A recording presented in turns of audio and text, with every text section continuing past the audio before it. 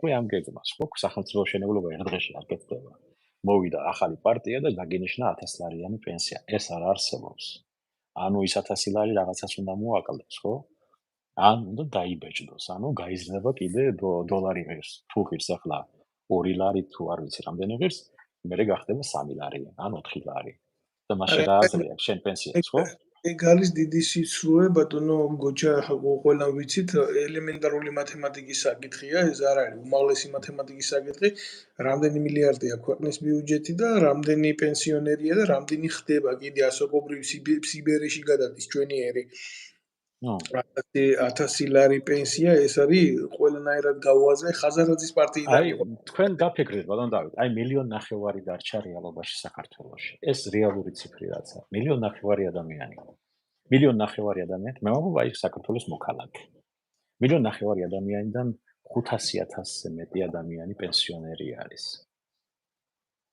შენ საიდან უნდა მოიტანო 1000 ლარი, რომ მას 500,000 და ანუ მილიონი ადამიანმა უნდა იმუშაოს მუდმივად. მილიონი ადამიანიდან 700,000 შემწეობაზე დგას. ის 500,000-მდე არის პენსიონერი, 700,000-მდე არ ვიცი ახალი მონაცემები თუ არის, 700,000 იყო შემწეობაზე დგას ან ოჩერეთში არის. და გამოდის რომ 300,000 ადამიანმა უნდა შეინახოს 1,200,000 ადამიანი. ანუ და პლუს ემიგრაციას და ემიგრაციის ნაკადები კიდე არ არის სტაბილური. შესაბამისად ყველაფერი არის ტყუილი. ანუ არც ერთ პარტიას ბატონო დავით ეკონომიკური გეგმა არ გააჩნია. არც ერთ პარტიას ხედვაც არ გააჩნია როგორ უნდა განვითარდეს ქვეყანა. ჩვენი ტრაგედია ის არის რომ ჩვენ უკვე არჩევანიც აღარა გვაქვს. აი ბიძინა დავიანიშვილის დანაშაული რა შეაქვს. მან არჩევანი აღარ დაგვიტოვა. არის ერთ მხარეზე ნაგავი, მეორე მხარეზე ნაკლებად ნაგავი, მაგრამ ნაგავი. და იქიდან რომ დაიწყო ქექვა და ამოარჩიო რაღაცეები და დააწყო, მაგის დროს აღარ არის. ბატონო გოჩა, ეს მიზანმიმართულად შექმნილი პოლიგონია და დანაღმული წინაღობაა, სადაც ქართველებს არ უნდა კონდეს არჩევანი. თქვენ ძალიან კარგად მოგეხსენებათ, რომ თუ თქვენ დაიწყებთ ახლა მაგალითად შექმნათ პარტია, მე ზოგადად ვამბობ გლობალურად ისე ფიგურალურად, აუცილებლად თქვენ შეგიშლიან ხელს და არ შეგიშვებდნენ იმ სივრცეში ერთი პატარა მოტივის გამო, რომ თქვენ შეიძლება წაიღოთ მინიმალური რესურსი, რაც ამ სოციოლოგიაში, უბრალოდ ქართული ოცნების სოციოლოგიაში ეს არ არსებობს, ამ პრობლემებს ქმნიდა. ამიტომ არის ქვეყანაში პოლიტიკური დევნები, ამიტომ არის ქვეყანაში პოლიტიკური დაჭერები, ამიტომ არის ქვეყანაში სიტყვის თავისუფლების, რეალური თავისუფლების არ დაშვება, ამიტომ არის ყველა ტელევიზია პოლიტიკური ტრიბუნად გადაქცეული. ეს ყველაფერი არის პრობლემა დემოკრატიული მექანიზმებისთვის. თუ სიტყვის თავისუფლება, გამოხატვის თავისუფლება არ აქვს, გამოთქმის თავისუფლება არ აქვს, არ იქმნება ის გარემო, რომელიც შემდეგ ასე მოძრაობაში მოხავს. აი, გეტყვით ბატონო დავით, ბოლო 30 წლის განმავლობაში თქვენი აზრით საქართველოსდან რამდენი ფულია გატანილი თუ იცით? ვერ გეტყვით, ახლა თქვენ დავით განსწავლული ამ მიმართულებით არა ვარ. 35 მილიარდ დოლარზე მეტია გატანილი საქართველოსდან. ბანკების მეშვეობით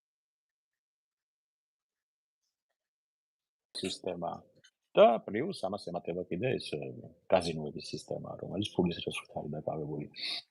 აი ეს აქედან არის გატანილი ფული საქართველოს. ანუ საქართველოსდან მაგალითად ავიღოთ ბანკები ავიღოთ თუნდაც მინიმუმ 2-3 მილიარდი გადიოდა წელიწადში მინიმუმ ბოლო 10 წლის მანძილზე. და უკან შემოდიოდა ჩვენთან ვითომ დახმარების სახით, ხო? ცინიკური არ არის მიდგომა, თუნდაც ამ რო შევხედოთ გლობალურად ამ სისტემას. მაგიტომაც ჩვენ გეგმები არ აქვს, როგორ დავიცვათ ჩვენი ბაზარი, როგორ დავიცვათ ჩვენი მოსახლეობა. მაგალითად თუ შეიძლება ჩვენ რო ავიღოთ და სპეციალურ კანონები მივიღოთ, რომ წიაღისეულიდან მოპოვებული რაც კი არის მიწაში საქონელი და გაყიდული იმის 40% უნდა შებოდეს ბიუჯეტში და მიდიოდეს პირდაპირ ხალხის კეთილდღეობისთვის, ანუ პენსიებზე დანამატი, ან საგანათლების სისტემაზე დანამატი.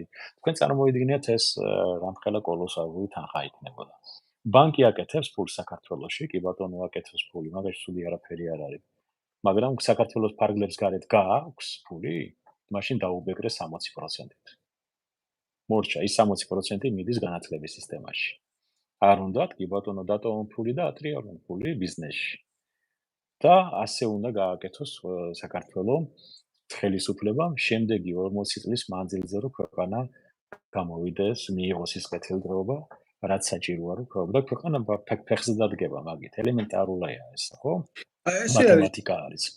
მინდა გითხრათ, საფრანგეთში ასია ბიზნესის 55%-ზე მეტზე გავლენა სახელმწიფოს აქვს და სახელმწიფოს აქვს კანონით ისე სერიოზულად გაშლილი საგადასახადო სისტემა, რომ მოგება მინიმალურამდეა დასული. კერძო მისაკუთრებით. კი, ახლა ჩვენ სოციალურ სახელმწიფოს ვაშენებთ, არა სოციალისტურ, არამედ სოციალურ სახელმწიფოს, ხო? შესაბამისად, ჩვენ 3 მილიონიან ქვეყანაში, არა, ეს ადვილია განხორციელების ბატონო. ახლა ბევრი იტყვის, რომ აი განსაკუთრებით ის ხალხი, ვინც ბიზნესებშია და ის ეგრევე იტყვიან, ეს შეუძლებელია, მაგდენი ფული არ არის. მაგრამ ციფრები ნახეთ, კაცო, ბანკს რამდენი მილიარდი გააქვს საქართველოსთან. გაღატაკებული საქართველოსთან მილიარდზე მეტი მოგება რო აქვს დოლარზე. მოგება. და 6 მილიონ ლარს იხდიან ჯარიმას, რომ არ გადაუხადონ ხელფასი საკუთარ თანამშრომელსაც კი. აბა დათვალეთ 10 წელიწადში რამდენია გაკარგული. უკაცრავად. ვერ ჩავწვდი ამას, ესე იგი ჯარიმას იხდიან, იმიტომ რომ კი, აი მაგალითად საქართველოს ბანკი ყოველწლიურად იხდის 6 მილიონ ლარ ჯარიმას, რომ თანამშრომელს ხელფასი არ გაუზარდოს. და ვის უხდის ამ ჯარიმას ბიუჯეტს? ეროვნულ ბანკს, ხო, ბიუჯეტის სასარგებლოდ, ხო. ეროვნული ბანკის მიერ არის დაწესებული ეს. სამარცხვინოა ეს ყველაფერი. და ესე იგი, როგორ შეიძლება შენი თანამშრომელი 500-600 ლარზე ამუშაო და ჯარიმა გადაიხადო 6 მილიონი, რომ იმას 1500 ლარი მაინც არ დაუნიშნო, ან 2000 ლარი. ანუ შენი ქვეყანა, შენი ხალხი აგიყვებს, ხო? აი იქიდან იწყება ეს ყველა ბანკირს ეხება. შენი თანამშრომელი, შენი ქართველი ადამიანი, როგორ უნდა გიყვა შენ გვერდზე საქართველოს მოქალაქე, რომელიც საქართველოში ცხოვრობს, საქართველოში იხდის გადასახადს, იმას როგორ არ უნდა მისცე, აი ხელფასი, როცა მილიარდი გაქვს შემოსავალი.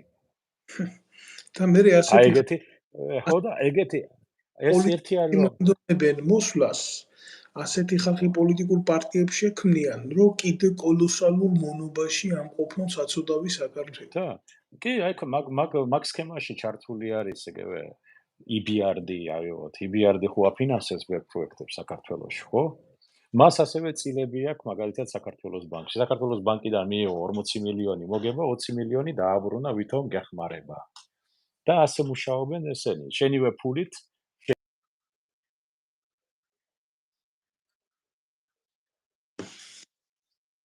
ბიზნესის ესეთი გადახრები არის, მაგრამ ჩვენ იმიტომ გვიკეთებენ ამას, რომ ჩვენი სახელმწიფო თავის სიმაღლეზე არ დგა. და მათემატიკა არიციან ელემენტარულად, როცა ჩვენიერი მათემატიკური სკოლა გვაქვს, ხო? და მაგრამ ამაზე ეგაც არ არის თავი, ბატონო, ეგაც არ არის თავი. ომაროვის სკოლა დახვდას მიმართულებით. ხო, სახელმწიფო დიახ. ვერ დავიჯერებ მაგას, რომ საქართველოში თუნდაც აი სახელმწიფო ეშელონებში არ აყავთ მინიმუმ ისეთი ბუღალტერი, რომელმაც ეს ცოდვები არ იცოდეს. ეს ყველაფერი კარგად, იმიტომ რომ არა, მე მრჩება ესეთი ილუზია, რომ ილუზია დავარქვათ ამას, რომ ესე ამათმა ძალიან კარგად იციან და ხელთ ჩაკიდებული აგრძელებენ ესეთ სიმახინჯეს რა. ეს ცოდვა არის. ეს დანაშაულია. რა თქმა უნდა. აი ახლა მე მესმის ბატონო დავით, თქვენ არ იცოდეთ ეს. მე შეიძლება მე არ ვიცოდი, მე სამხედრო ყოფილი სამხედრო ვარ, ხო? რიგითმა ადამიანმა არ იცოდეს კიდე სხვა, რომელიც არ არის მაგაში ჩახედული და არც უნდა რატომ უნდა იცოდეს ყველაფერი, ხო? მაგრამ ბატონი ბიზინა, რომელიც ბანკს ფლობს, ეს ხო იცის. და იმის მაგივრად, რომ ეს ყველაფერი შემოეტრიალებინა საქართველოსთვის, გააგრძელა იგივე. არავითარი განსხვავება არ არის ბატონ ბიზინას პარტიას შორის და ოპოზიციურ პარტიებს შორის. არც ერთი არ საუბრობს იმაზე, რომ აი შენ მოქალაქეს რა შეიძლება შენთვის პირადად მე თუ მოვედი ხელისუფლებაში ეკონომიკური თვალსაზრისით. ერთადერთი რისიც გაშინებენ მაგალითად ოპოზიციური პარტიები, ჩვენ თუ არ მოვალ აი ევროპაში უვიზოდ ვეღარ წახვალ სამუშაოდ. აი რეალობად ეგ არის პირდაპირ ამ სიტყვის გაგებით რა. ვიზები აღარ იქნება, ანუ სამუშაოდ ვერ წახვალ იქ. ოჯახი არ ჭინო. სამარცხვინო რა. აი ირიბად ეგ არის, ირიბი მინიშნება, ჩვენ თუ არ ვიქნებით, შენ იქ ვერ წახვალ, ვერ იმუშავებ და ფული არ გექნება ოჯახის შესანახად. აი ეს არის. და სხვანაირად რო ვკითხო, ეკონომიკური განვითარების გეგმა ელემენტარულად რა უნდა შეიცვალოს. აი წყალი იყიდება მაგალითად, ხო, დიდი რაოდენობით საქართველოსა და მარგანეცი იყიდება დიდი რაოდენობით საქართველოსა და პირდაპირ ამ რა ვიცი, რაღა არ იყიდება. ხო? აი რა მე მგონი რესურსები, ნატურალური რესურსები. საზღვაო პროდუქცია მთლიანად გაყიდული არის, ხო? სამარცხვინო რაღაც დაბალ ფასში. სამარცხვინო დაბალ ფასში. არავინ არაფერს არ ფიქრობს, ბატონო დავით, არავინ არაფერს ცვლილებებზე არ ფიქრობს. უნდა კანონი დაწესდეს, რომ კი ბატონო, შენ შეგიძლია მოიპოვო წიაღისეული, ხო? რაღაცა ოქრო, სპილენძია, ოქროა, უზარმაზარი საბადოებია საქართველოში, ბატონო დავით. უზარმაზარი. მე ვიცი პირადად რამდენიმე ისა რა ქვია კომპანია რომელიც ფლობს ამას და უბრალოდ ხლა არ აქვს საშუალება განავითარო, მაგრამ ფლობენ და სადაც ოქროა იქ სპილენძია, სადაც სპილენძია იქ ოქროა, ეს ორჯერ 4-4-ია, ხო? კიდე მრავალი სხვა რაღაცა და ესენი. აი ეს თვითონ რომ მოიპოვო, მაშინ 40% გადაუხადეს სახელმწიფო ბიუჯეტს. აი მაღაზია ანუ რომელიც წავა განათლების სისტემაში და პენსიონერებისთვის, ასე ვთქვათ, ხო? ასევე შექმნილი სადაზღვევო სისტემა. აი მაგალითად ემიგრაციაში კი მოვჭით, მაგრამ ემიგრაციისთვის რასაკეთებს სახელმწიფო? ერთადერთი რაც შეუძლია გააკეთოს, ეს არის აიღოს და თქვა ჩადოს ისა რა ქვია, ფული იმაში რა ქვია, რა ჯანდაბა არის. აი განავითაროს სისტემა, რომელიც რაღაცა შეცვლის ემიგრანტებისთვის. მაგალითად, აგზავნი ფულ შეგიძლია გადარიცხო 10% იმისთვის, რომ შენ რაღაცა სადაზღვევო სისტემაში რომ დაბრუნდები საქართველოში პენსია გქონდეს დაგროვილი მაინც. და ეგ არ არის.